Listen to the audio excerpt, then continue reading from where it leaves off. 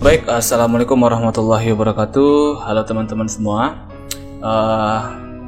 Di video kali ini kita akan melanjutkan part kedua, membuat peta KRB atau kawasan rawan bencana di Gunung Lewatobi, tepatnya di Provinsi Nusa Tenggara Timur.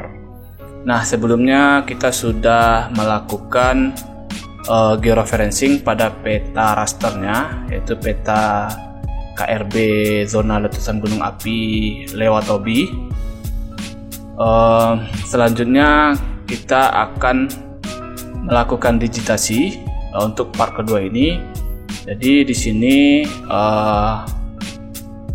kita sudah download juga data vektor yang nantinya akan kita digitasi. Nah, di sini bisa teman-teman lihat kita sudah punya datanya, dan ada beberapa fitur yang belum terdigitasi dan akan kita lakukan di part kedua ini. Nah, di sini kalau sudah seperti ini, kita langsung saja ya. Teman-teman bisa lihat di sini di bagian layar itu ada SHP-nya ya untuk daerah zona aliran letusan gunung api. Kemudian ada juga titik gunung api yang sebelumnya sudah kita buat, dan ada juga peta raster atau peta JPEG-nya. Oke, kita mulai digitasi. Kita select dulu ya SHP-nya, kemudian di sini kita pilih toggle editing.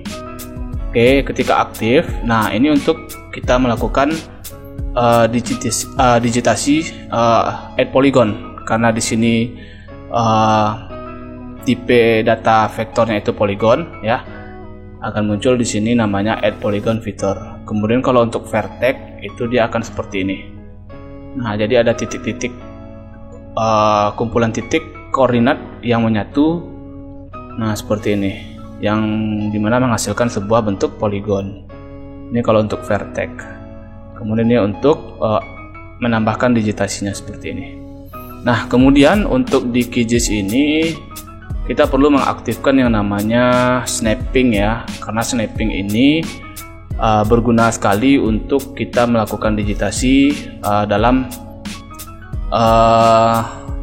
melihat titik yang mungkin akan kita digitasi, misalkan titik hubungnya, baik itu titik sudutnya, titik tengahnya. Nah, untuk snapping, kalau misalkan teman-teman belum ada muncul di layar toolbar ini, itu bisa kita klik kanan, kemudian kita pilih bagian snapping toolbar seperti ini. Nah, di sini ya ada enable snapping. Oke, kita aktifkan.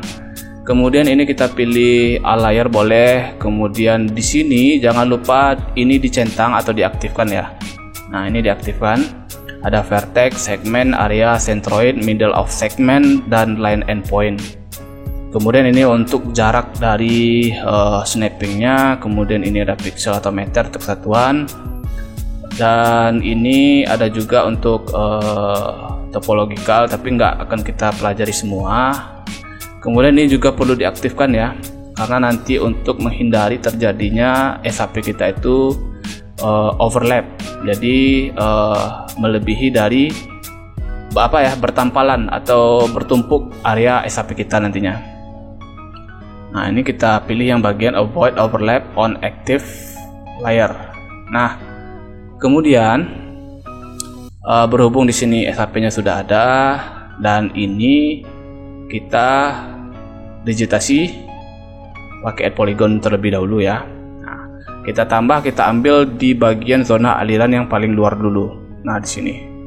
Oke. Ini mungkin sekalian kita belajar bagaimana digitasi di QGIS ya. Siapa tahu di sini teman-teman baru pertama kali menggunakan QGIS, dan semoga video ini membantu nantinya. Oke, kita mulai. Nah, di sini karena snappingnya sudah kita aktifkan, nah itu kita lihat di sini ada kayak warna ungu gitu ya. Nah, ini untuk menghubungkan titik pertemuannya. Nah, ini kita mulai digitasi, kita klik kiri. Nah, kita digitasi mengikuti batasnya. Ini mungkin tidak terlalu akurat ya, karena ini sebagai contoh saja. Jadi kalau misalkan teman-teman mau lebih akurat, itu bisa di zoom lebih dekat.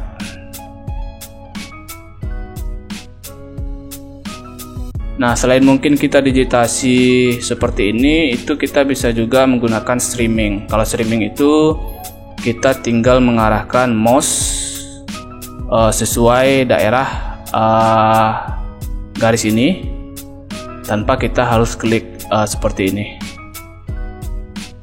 Itu kalau misalkan kita menggunakan streaming ya. Nah,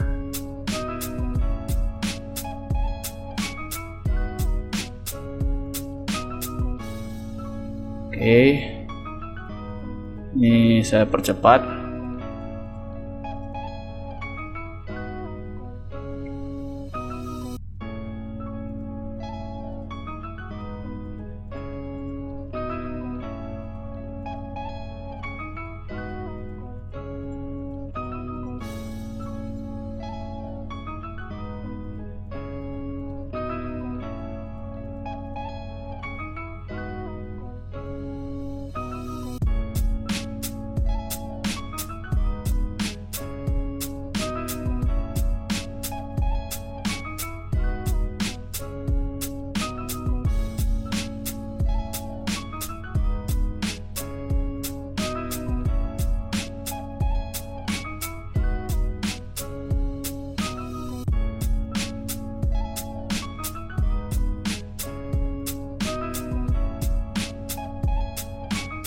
Nah, ini kalau misalkan teman-teman salah digitasi seperti ini, kita bisa membalikkan kembali ya, tapi dengan menekan tombol di keyboard itu backspace. Jangan menggunakan CTRL plus Z ya, karena kalau misalkan di ArcGIS biasanya kan pakai itu ya. Nah, ini kita pakai backspace. Nah, dia akan balik kembali. Jadi kalau misalkan kita nggak sengaja Ctrl Z, nah itu otomatis dia bakalan hilang dan ngulang kembali. Nah, jadi jangan lupa kalau di QGIS itu pakai backspace.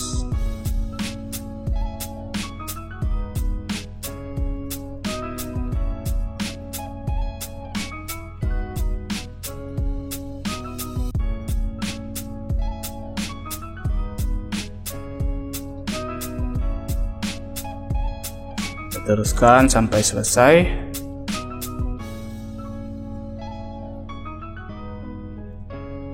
Oke, kita lihat sampai di mana. Oke, hampir.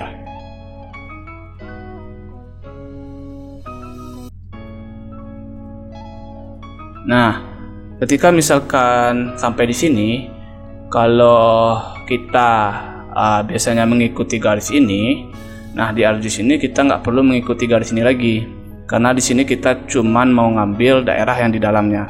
Pastikan di sini kita digit ya, kita hubungkan dengan garis ini. Nah, kalau udah seperti ini, kita ambil di bagian dalam aja lagi. Jangan sampai itu mengenai titik di dalam ini ya. Kita ambil di bagian ini, intinya melingkari dari garis ini.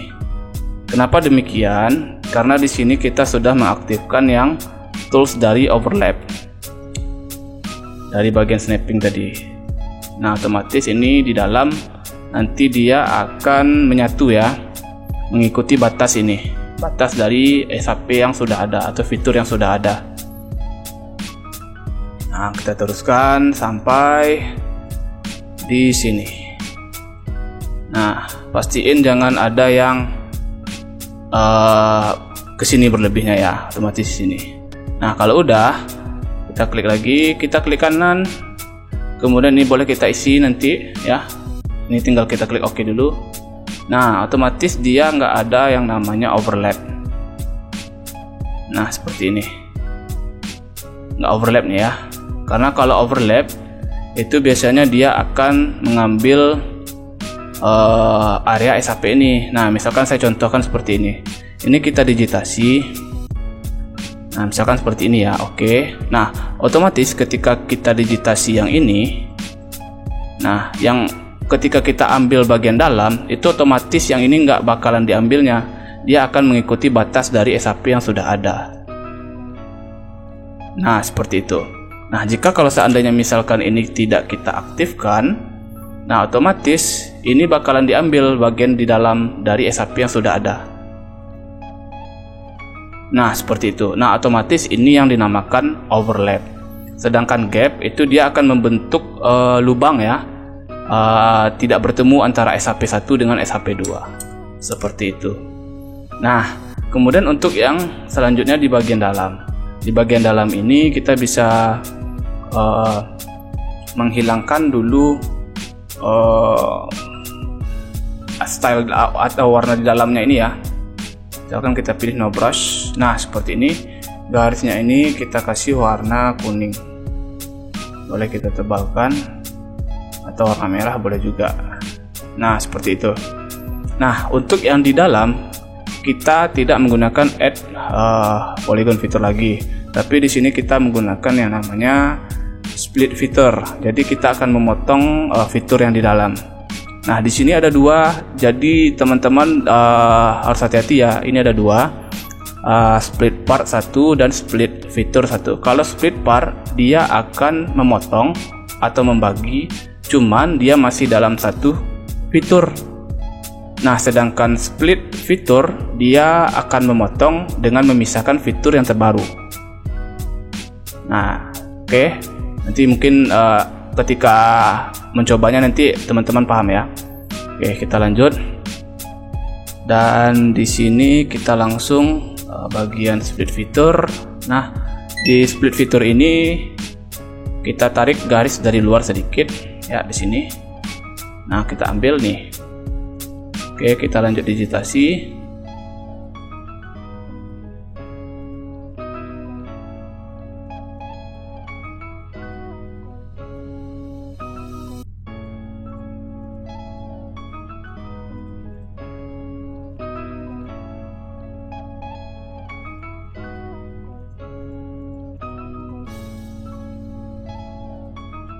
Oke, teruskan. Nah, ini kalau salah backspace ya. Hati-hati, jangan sampai menekan Ctrl Z ya. Kalau misalkan ketekan itu pasti teman-teman bakalan ngulangin kembali. Jadi memang harus hati-hati. Nah, ini kita ikuti garis dari zona alirannya. Ini saya percepat aja.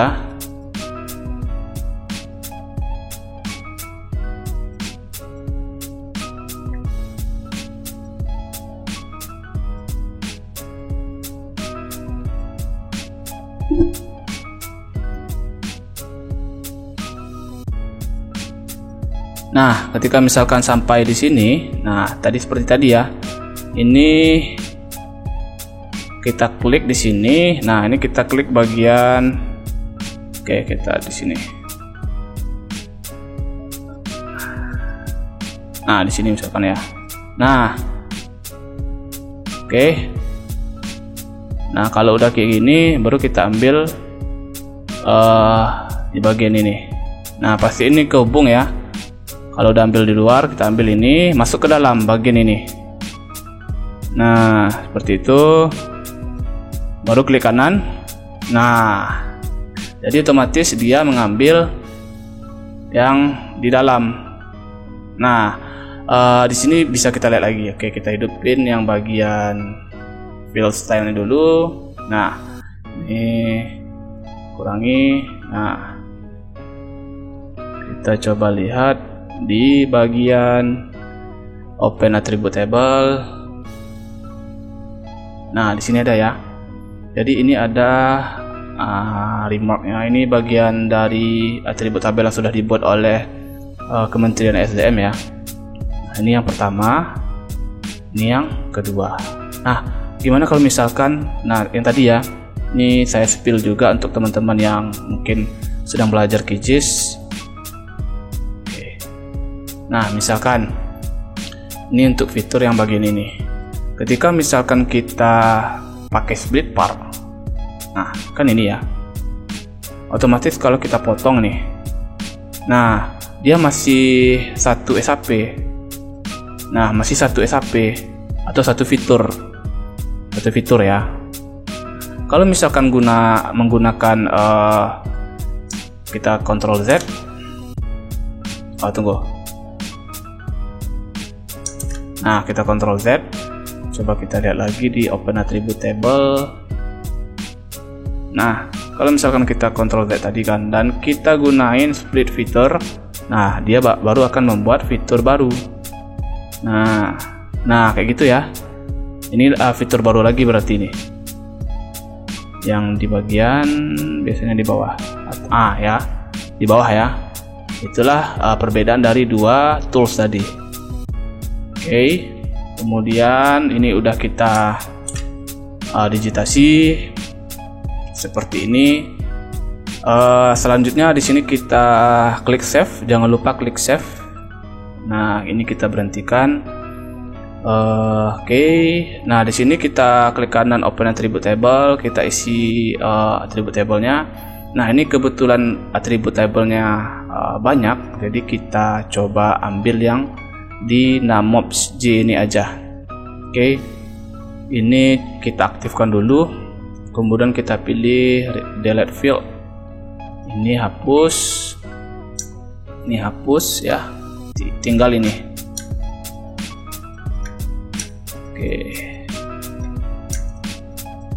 Oke, kita klik OK. Nah, otomatis tinggal ini. Kemudian ini bisa kita isi ya. Kita copy, kita paste aja di sini. Nah, selanjutnya kita buat di sini field baru. Nah, ini kita buat KRB. Ini teks. Oke. Nah, di sini kita lihat dulu mana yang KRB 1, 2 dan 3. Oke, kita lihat di sini. Nah, yang di bagian dekat itu di bagian KRB 3. Otomatis kalau misalkan di sini, nah ini KRB 3. Ini enggak. Ini KRB 3. Nah, di sini bisa teman-teman lihat untuk mengisi ini secara otomatis, tidak satu-satu ya. Ini kita pilih dulu bagian KRB, oke. Kemudian kita isi di sini KRB 3. Otomatis kita isi dulu dengan tanda kutip 1. Kita buat KRB 3. Kita tutup dengan kutip 1. Nah, kalau update all, dia otomatis keisi semua ya. Jadi kita update selected. Nah, kemudian lanjut ke, nah ini otomatis daerah KRB berapa ya? Oke, kita lihat lagi di apanya. Ini KRB 2. Nah, kita isi lagi otomatis ini. Kemudian enggak. Oke, nah ini ya. Kita buat di sini, tinggal kita ubah KRB 2 update selected. Nah, otomatis ini adalah KRB 1. Enter seperti itu. Nah, ini tinggal unselect, kemudian ini kita save. Nah, ini sudah jadi atributnya. Tinggal kita coba layer styling. Nah, layer styling sini bisa melalui klik kanan properties.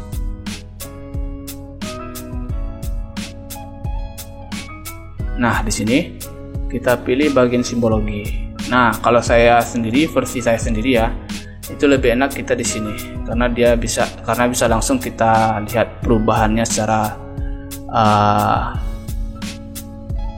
langsung ya. Nah, di sini ini kita pilih ini ya simbologi. Kemudian kita pilih categorize. Di categorize kita pilih KRB. Nah, ini kita pilih classify. Nah, ini kita delete, tinggal ini. Kemudian untuk menghilangkan garis merah ini kita klik dulu simbol di bagian simple fill, kemudian kita pilih no line. Nah, kemudian untuk warna ini, kalau misalkan teman-teman mau menyesuaikan dengan peta ini, warnanya ini kita bisa klik ya. Kita misalkan KRB 1 di sini ya. Kita klik 2 kali. Nah, ini tinggal kita pilih color, pick color, kita pilih yang warna kuning. Oke, selanjutnya KRB 2 seperti itu juga. pick color, ambil ini KRB 3, pick color. Nah, itu sudah jadi untuk zona alirannya.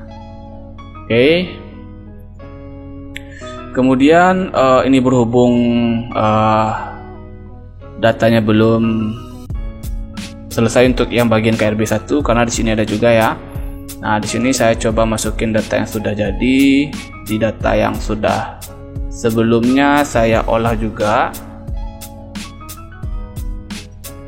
Oke, gunung api. Nah, ini ya. Oke, yang ini. Nah, ini yang sudah saya olah ya. Jadi ini aja kita pakai untuk sebagai panduannya. Oke. Nah, ini udah jadi untuk zona aliran. Kemudian selanjutnya kita akan buat zona jatuhan atau zona radiusnya ya. Nah, untuk zona radiusnya ini kita save dulu. Nah, itu bisa kita buat SAP baru juga ya. Di sini masih sama, kita buat new shape file. Nah, ini kita buat di folder yang sudah saya siapkan. Nah, misalkan di sini, misalkan zona jatuhan. Oke, save UTF. Kemudian ini polygon bisa atau polyline. Nah, di sini kita contohnya seperti ini nanti ya. Nah, oke. Boleh kita buat polygon.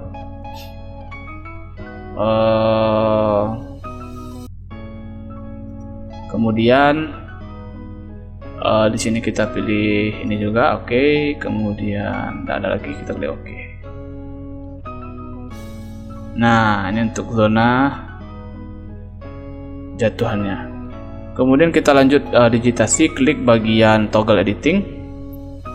Nah, di bagian ini kita akan pakai itu ini ya, circular bagian bulatan. Kita add polygon dulu. Nah, ini kita klik bagian circle by center point. Klik. Nah, misalkan titik tengahnya di sini tadi ya. Nah, ini selain mungkin kita digitasi seperti ini, bisa juga kita menggunakan buffer. Jadi kalau buffer itu harus ada titik tumpu atau titik apanya di tengah untuk mengatur jaraknya. Nah, jadi dia kalau misalkan titik gunung apinya di sini, ketika kita lakukan buffer itu dia sesuai dengan jarak, misalkan berapa jaraknya di sini ya. Kalau yang terdekat itu 2 km. Tapi karena mungkin di sini sudah ada, jadi kita coba mengikuti ini ya. Kita klik. Nah, seperti ini. Kita sesuaikan. Klik kiri, klik kanan. Oke. Nah, kemudian kalau misalkan kurang lurus, ini bisa kita pindahkan di bagian, nah ini move feature. Kita klik, kita sesuaikan. Nah, kalau misalkan kurang besar, nah ini tinggal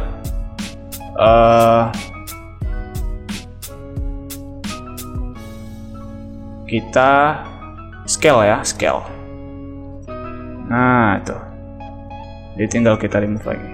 Kita move, kita sesuaikan. Oke. Kemudian lanjut di bagian ini lagi, di sebelahnya. Ini kita buat juga. Oke.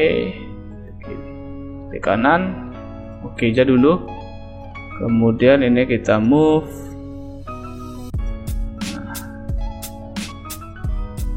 Oke, seperti ini. Nah, jika mungkin nggak kelihatan, ini bisa kita no brush. Nah, ini kita buat seperti ini. Oke, lumayan ya. Kemudian kita buat lagi ini yang untuk yang jarak 5 kilo ya. Tadi 2 kilo, ini 5 kilo. Oke. Nah, ini tinggal kita move, sesuaikan. Kalau misalkan kurang besar itu kita scale aja. Nah, ini pas ya. Kemudian untuk yang jarak 7 kilo. Nah, jarak 7 kilo kita ulangi lagi. Nah, itu klik kanan, oke. Tinggal kita move. Kalau misalkan nah, kalau misalkan rasanya sudah pas, nah baru kita lanjut. Nah, ini untuk yang jarak 7 kilo ya. Nah, kalau udah seperti ini, otomatis dia sudah mempunyai atribut tabel. Nah, di bagian atribut tabel ini untuk ID-nya ya. Nah, kita buat ini kita save dulu, jangan lupa di save. Sini kita open atribut table dan fieldnya ID kita hapus, kita buat baru, misalkan radius. Otomatis ini teks, oke. Nah, ini yang pertama sama yang kedua. Nah, ini jarak 2 kilo ya, 2 kilometer. Update selected. Nah, ini 5 kilo, ini 7 kilo. Oke, ini kita save seperti itu. Nah, kemudian untuk bagian styling seperti ini.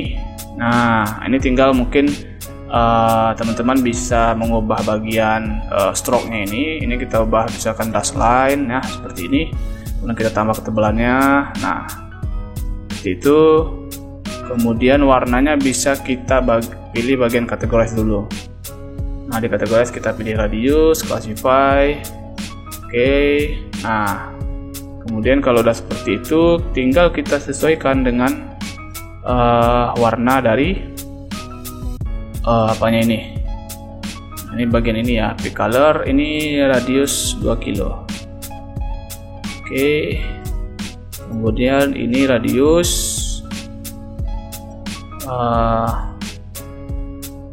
pick color 5 kilo. Kemudian ini radius pick color warna kuning 7 kilo. Nah, ini sudah jadi ya. Untuk zona radiusnya, ini untuk zona apanya. Nah, oke. Kelihatan ya teman-teman, untuk di awal tadi. Nah, ini titik gunung apinya. Nah, oke, bisa kita lihat seperti ini untuk hasil sementara dari yang kita digitasi untuk zona aliran letusan gunung api, kemudian zona jatuhan atau zona radius jaraknya ya.